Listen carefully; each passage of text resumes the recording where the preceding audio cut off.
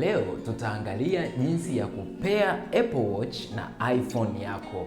Kabla hujaanza, hakikisha iPhone yako imefanyiwa software update, lakini pia imeunganishwa na Wi-Fi internet na umewasha Bluetooth kwenye iPhone yako. Sogeza Apple Watch yako karibu na iPhone, na kwa process hii yote utaendelea kuiacha Apple Watch ikiwa imekaribiana na iPhone. Kwanza kabisa, washa Apple Watch yako kwa kubonyeza kitufe cha pembeni, yani side button.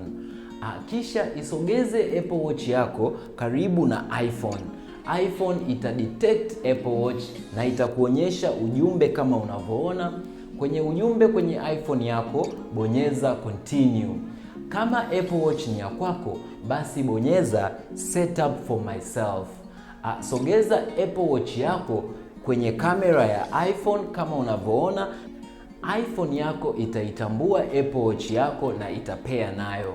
Chagua set up as new Apple Watch na uendelee kuchagua namna unavyopenda Apple Watch yako ionekane, pamoja na kusynchronize data ya Apple Watch na iPhone yako.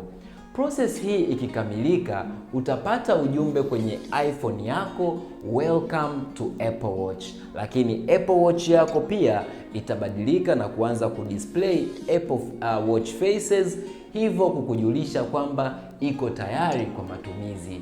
Kupea Apple Watch na iPhone ni process rahisi sana.